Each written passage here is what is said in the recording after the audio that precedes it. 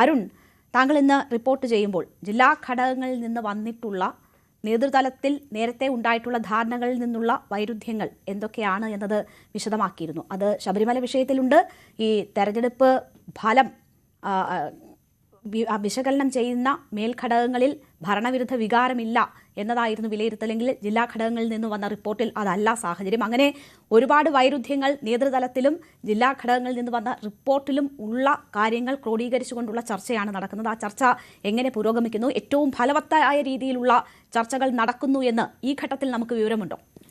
തീർച്ചയായും സംസ്ഥാന സെക്രട്ടറി യോഗം വളരെ വിശദമായി തന്നെ കാര്യങ്ങൾ ചർച്ച ചെയ്യുമെന്ന് ഉറപ്പാണ്. കാരണം സാധാരണഗതിയിൽ പാർട്ടിയുടെ മേൽഘടകം സംസ്ഥാന കമ്മിറ്റി ഒരു തെരഞ്ഞെടുപ്പ് അവലോകന റിപ്പോർട്ട് തയ്യാറാക്കും. അത് കീഴ്ഘടകങ്ങളിലേക്ക് ബ്രാഞ്ച് വരെ പോവുക, അത് അവിടെ നിന്ന് വീണ്ടും ചർച്ച ചെയ്ത് ആ അഭിപ്രായങ്ങൾ കൂടി സ്വാംശീകരിച്ച് ക്രോഡീകരിച്ച് പിന്നീട് സംസ്ഥാന കമ്മിറ്റി തന്നെ ഒരു തെരഞ്ഞെടുപ്പ് അവലോകന റിപ്പോർട്ട് തയ്യാറാക്കുകയാണ് CPM-ന്റെ രീതി. പക്ഷേ ഇത്തവണ ഈ തദ്ദേശ തെരഞ്ഞെടുപ്പിന് ശേഷം CPM-ന്റെ സംസ്ഥാന സെക്രട്ടേറിയറ്റ് ചേർന്ന് വിശദമായ ചർച്ചയിലേക്ക് കടന്നിരുന്നില്ല. പകരം അവിടെ ഒരു പ്രാഥമിക ചർച്ച നടത്തുകയും കീഴ്ഘടകങ്ങളിലേക്ക് ചർച്ച പോട്ടെ, അവിടെ നിന്നുള്ള വിവരത്തിൻ്റെ അടിസ്ഥാനത്തിൽ തെരഞ്ഞെടുപ്പ് അവലോകനം നടത്താമെന്ന് തീരുമാനമെടുക്കുകയും ചെയ്തിരുന്നു. അതിൻ്റെ അടിസ്ഥാനത്തിൽ 22 ചോദ്യങ്ങളടങ്ങിയ ക്വസ്റ്റനെയർ ബ്രാഞ്ചുകളിലേക്ക് നൽകിയിരുന്നു CPM. അതായത് എന്തുകൊണ്ട് തോറ്റു എന്നതിൻ്റെ കാരണങ്ങൾ, വലിയ രീതിയിൽ സർക്കാരിൻ്റെ ക്ഷേമ പദ്ധതികളുണ്ട്, പ്രവർത്തനങ്ങളുണ്ട്, സർക്കാരിൻ്റെ വികസന നേട്ടങ്ങളുണ്ട്, ഇത്രയൊക്കെ ഉണ്ടായിട്ടും എന്തുകൊണ്ട് ജനം കൈവിട്ടു എന്ന ഞെട്ടിക്കുന്ന ഒരു തിരിച്ചറിവിൽ അതിൻ്റെ കാരണങ്ങൾ തേടിയാണ് CPM യഥാർത്ഥത്തിൽ ഈ ഒരു ചർച്ചകൾ നടത്തുന്നത്. സംസ്ഥാന സെക്രട്ടേറിയറ്റിൻ്റെ പ്രാഥമിക ചർച്ചയ്ക്ക് ശേഷം MP ഗോവിന്ദൻ സംസ്ഥാന സെക്രട്ടറി പറഞ്ഞത് ഭരണവിരുദ്ധ വികാരം ഉണ്ടായിട്ടില്ല, ശബരിമല തിരിച്ചടിയായിട്ടില്ല. ശബരിമല തിരിച്ചടിയായിട്ടില്ലെന്ന് പറയാൻ ഒരു കാരണം കൂടി അദ്ദേഹം പറഞ്ഞത്, ശബരിമല തിരിച്ചടിയായിട്ടുണ്ടെങ്കിൽ BJP-യുടെ വോട്ട് വിഹിതം ഇങ്ങനെയാണോ കൂടേണ്ടത്, BJP-യുടെ സീറ്റുകൾ ഇങ്ങനെയാണോ വരേണ്ടത്, ഇതിന് എത്രയോ ഇരട്ടി വരേണ്ടതാണ്. കൊടുങ്ങല്ലൂരിൽ ക്ഷേത്ര നഗരിയാണ്, അവിടെ BJP-ക്ക് മേൽക്കൈ ഉണ്ടായിട്ടില്ല. പന്തളത്ത് CPM അവിടെ ശക്തമായി തിരിച്ചു വന്നു, BJP അവിടെ സീറ്റുകൾ കുറഞ്ഞു. അങ്ങനെ പല ന്യായങ്ങളും അദ്ദേഹം പറഞ്ഞു. പക്ഷേ അതിന് ഘടകവിരുദ്ധമായ അഭിപ്രായമാണ് ജില്ലാ കമ്മിറ്റികൾ ഉയർന്നു വന്നത്. അതാണ് ഏറ്റവും സംസ്ഥാന സെക്രട്ടറിയും ഒക്കെ അങ്ങനെ ഇങ്ങനൊരു ഭരണവിരുദ്ധ വികാരമോ ശബരിമല തിരിച്ചടിയല്ലോ എന്നൊക്കെ പറയുമ്പോഴും ജില്ലാ കമ്മിറ്റികളിൽ ജില്ലാ സെക്രട്ടേറിയറ്റുകളിൽ കുറച്ചുകൂടി പ്രായോഗികമായ ചർച്ചകളാണ് നടന്നത്. അതിൻ്റെ ഒരു യാഥാർത്ഥ്യം തിരിച്ചറിഞ്ഞ ചർച്ചകളാണ് നടന്നത്. പലപ്പോഴും ഈ സംസ്ഥാന സെക്രട്ടറി നിലപാടിനേക്ക് വിമർശിച്ചുകൊണ്ട് പല അഭിപ്രായങ്ങളും സെക്രട്ടേറിയറ്റിലും ജില്ലാ കമ്മിറ്റികളിലുമൊക്കെ ഉയർന്നു വന്നു. ഭരണവിരുദ്ധ വികാരമുണ്ട് എന്ന് അവർ തിരിച്ചറിയുന്നു. അവർ പറയുന്നത് ഭരണവിരുദ്ധ വികാരം ഈ രീതിയിൽ ആഞ്ഞടിക്കാത്തതിന് കാരണം സംസ്ഥാന സർക്കാരിൻ്റെ ക്ഷേമ പദ്ധതികൾ തന്നെ, ക്ഷേമ പ്രഖ്യാപനങ്ങൾ തന്നെയാണ്. ശബരിമല തിരിച്ചടിച്ചിട്ടുണ്ട് എന്നവർ ഉറപ്പിച്ച് പറയുന്നു. അതിൻ്റെ ഒരു ആഘാതം തിരിച്ചറിയാൻ കഴിയാതെ പോയതാണ് CPM-ന് പറ്റിപ്പോയ തെറ്റെന്ന് ഈ തിരുവനന്തപുരം ജില്ലാ സെക്രട്ടറി വച്ച റിപ്പോർട്ടിൽ പോലും ആ രീതിയിലാണ് പരാമർശം. മറ്റു ജില്ലകളിൽ സമാനമായ അഭിപ്രായമായിരുന്നു. അതുകൊണ്ട് തന്നെ ഈ അഭിപ്രായങ്ങളെല്ലാം ക്രോഡീകരിച്ച ഒരു ചർച്ചയാകും സംസ്ഥാന സമിതിയിൽ നാളെ ആരംഭിക്കാൻ പോകുന്ന സംസ്ഥാന സമിതി നടക്കാൻ പോകുന്നത്. മാത്രമല്ല മുഖ്യമന്ത്രി പിണറായി വിജയൻ്റെ നിലപാട് കൂടി വളരെ പ്രധാനപ്പെട്ടതാണ്. മുഖ്യമന്ത്രി ഈ വളരെ കൃത്യമായി തന്നെ ശബരിമല തിരിച്ചടിയായിരിക്കാം, ശബരിമലയും പരാജയ കാരണങ്ങളിൽ ഒന്നാണ് എന്ന് മുഖ്യമന്ത്രി തുറന്ന് സമ്മതിക്കും. അതും ഒരു അപൂർവതയാണ് CPM-ന്റെ സമീപകാല ചരിത്രത്തിൽ.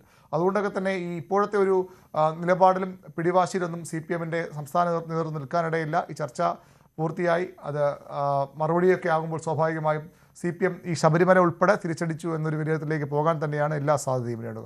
തീർച്ചയായും അതിൻ്റെ ഒരു സൂചന നേരത്തെ മാധ്യമങ്ങളെ കണ്ടപ്പോൾ മുഖ്യമന്ത്രി നൽകിയിരുന്നു. അത് ആദ്യ നിലപാടിൽ നിന്ന് അല്പം വ്യത്യസ്തമായിരുന്നു എന്നത് കാണാം. ചില സ്ഥലങ്ങളിൽ ശബരിമല പ്രതിഫലിച്ചു എന്ന തരത്തിലുള്ളൊരു സമീപനമാണ് മുഖ്യമന്ത്രി ഏറ്റവും ഒടുവിൽ വാർത്താ സമ്മേളനം നടത്തിയപ്പോൾ പറഞ്ഞ കാര്യത്തിൽ നിന്ന് മനസ്സിലായത്. ഞാൻ അരുണിലേക്ക് വരാം. അരുൺ തുടരണം. M. ജയചന്ദ്രൻ, ഇടത് സഹയാത്രികൻ, ഈ ഘട്ടത്തിൽ നമുക്കൊപ്പം ചേരുകയാണ്. ശ്രീ M. ജയചന്ദ്രൻ, ഈ ഫലം പുറത്തു വന്ന ആദ്യ മണിക്കൂറിൽ മാധ്യമങ്ങളെ കാണുമ്പോൾ CPM സംസ്ഥാന സെക്രട്ടറി പറഞ്ഞത് എല്ലാ ഘടകങ്ങളും പരിശോധിക്കും, തോൽവിയിൽ നിന്ന് പഠിക്കും, അത് അനുസരിച്ച് മുന്നോട്ട് പോകും എന്നതാണ്. അത് കുറച്ചുകൂടി യാഥാർത്ഥ്യ ബോധത്തോടു കൂടിയുള്ള ഒരു സമീപനവും പ്രതികരണവുമാണ് CPM സംസ്ഥാന സെക്രട്ടറിയുടെ ഭാഗത്തു നിന്ന് അന്ന് വന്നത്. 2010 ഫലം ചൂണ്ടിക്കാട്ടിക്കൊണ്ട് ഈ തിരിച്ചുവരവിനുള്ള സമയം ആവശ്യത്തിന് ഞങ്ങൾക്കുണ്ട്, അത് ചെയ്യും എന്ന സൂചനകളായിരുന്നു അദ്ദേഹം നൽകിയത്. എന്നാൽ പിന്നീട് നടന്ന ചർച്ചയിൽ ഏറ്റവും കൂടുതൽ ഇവിടെ പ്രതിഫലിച്ചു എന്ന് കരുതുന്ന ഭരണവിരുദ്ധ വികാരമാകട്ടെ, ശബരിമലയാകട്ടെ, ഇതൊന്നും ഞങ്ങളെ അഫക്റ്റ് ചെയ്തിട്ടില്ല എന്ന തരത്തിലുള്ളൊരു നിലപാടിലേക്ക് ഈ CPM ഘടകങ്ങൾ എത്തുന്നത് കൂടി നമ്മൾ കണ്ടതാണ്. ഇവിടെ ഇപ്പോൾ ജില്ലാ ഘടകങ്ങളിൽ മറിച്ചുള്ളതാണ് വന്നിട്ടുള്ള റിപ്പോർട്ട് എന്നതും നമുക്ക് മുന്നിലുണ്ട്. ഈ ഘട്ടത്തിൽ നടക്കുന്ന ചർച്ചയെ താങ്കൾ എങ്ങനെയാണ് നോക്കിക്കാണുന്നത്? യാഥാർത്ഥ്യം മറ്റൊന്നാണ് എന്നത് നേതൃത്വം തിരിച്ചറിയുമോ? അതിൽ ഊന്നിക്കൊണ്ടുള്ള അത് തിരുത്താനുള്ള നടപടികൾ ഉണ്ടാകുമോ?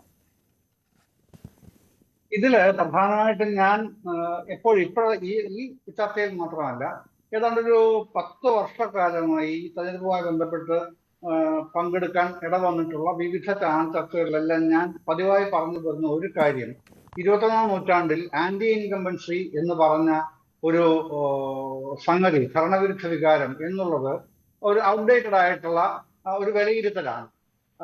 പിന്നെ ഈ ഇൻകംബൻസി ആന്റി ഇൻകംബൻസി ആണ് വാസ്തവത്തിൽ സഫോളജിസ്റ്റുകൾ ഒരുപാട് നിരീക്ഷണങ്ങൾ സംബന്ധിച്ച് വന്നിട്ടുണ്ട്.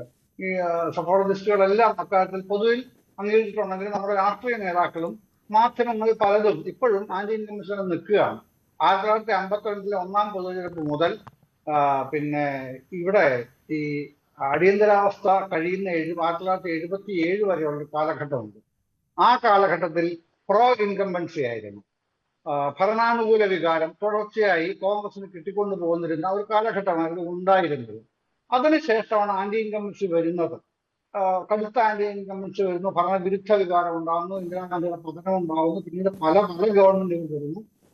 സഫോളജിസ്റ്റുകളുടെ വിശകലന പ്രകാരം ഏതാണ്ട് പുതിയ നൂറ്റാണ്ട് 21ാം നൂറ്റാണ്ടിന്റെ തുടക്കത്തിൽ തന്നെ 2001-2002 കൂടി ഈ ഭരണവിരുദ്ധ വികാരം എന്നുള്ള ഒരു പ്രതിഭാസം അവസാനിക്കുകയും പഴയ ആംഗ്രി യങ് വോട്ടേഴ്സ് എന്നുള്ള വിഭാഗം ആംഗ്രിയുമല്ല യങ്ങുമല്ല മെച്യൂർഡ് വോട്ടേഴ്സ് എന്ന നിലയിലേക്ക് പക്വത ആർജിക്കുകയും പിന്നെ ഗുഡ് ഗവേണൻസ് ബാഡ് ഗവേണൻസ് ഈ നിലയിലേക്ക് ഭരണത്തെ വിലയിരുത്താൻ അവർ തുടങ്ങുകയും ചെയ്യുന്ന വളരെ പിന്നെ സ്വാഗതാർഹമായ കാലഘട്ടമാണ് പുതിയ നൂറ്റാണ്ടിൽ ഉണ്ടാകുന്നത്.